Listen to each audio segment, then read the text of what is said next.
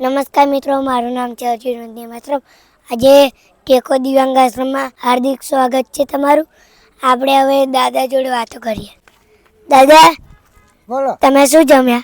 હું રસ, પૂરી, ભાત, દાળ ને શાક. મજા આવી જમવામાં? હા, જમવા મજા આવી. કેવું હતું જમવાનું? સારું હતું. તમારા ઘરે મજા આવતી હતી? ના, ઘરે મજા નથી આવતી. ઘરે કોઈ હેરાન કરતું હતું? ના, કોઈ નહીં. કોઈ નહીં? ના. તમારી દાદી જ કરતા હશે ને? ના, મારી દાદી તો મારા બેન જોડે. અમારા બા છે ને એ મારા બેન જોડે. દાદા, શું નામ છે તમારું? હા, નમસ્કાર. મારું નામ છે રાઠોડ ભૂપેન્દ્ર. કઈથી આયા? હું આવ્યો છે જુનાગઢ જિલ્લામાંથી.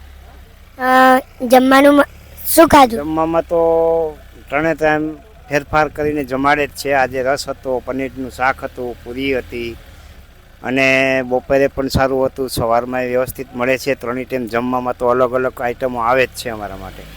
આવે જ છે? હા, અને અમે શાંતિપૂર્વક અને આનંદથી અને ધરાઈને જમીએ છીએ. જમવામાં અમારે કોઈ પણ પ્રોબ્લેમ નથી. કોઈ પણ નહીં?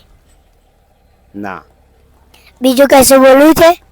ના, બીજું તો શું છે, આશ્રમની શાંતિ, આશ્રમની માનવતા, સ્ટાફનો સહકાર અને બાપુના આશીર્વાદથી અમારી જિંદગી સફળ અને આનંદથી અમે જીવી રહ્યા છીએ. શું નામ દાદા?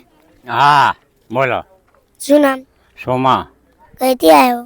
અમદાવાદ છે. ઘરે કોઈ છે? નથી કોઈ ઘરે. કોઈ નહીં? ના, તમે એકલા જ છો? એકલો જ છું. એ મજા આવે ને? હા, મજા આવે બહુ. બહુ ને? હા, કેટલી? જેટલી જોઈએ એટલી મજા, બધી સારી.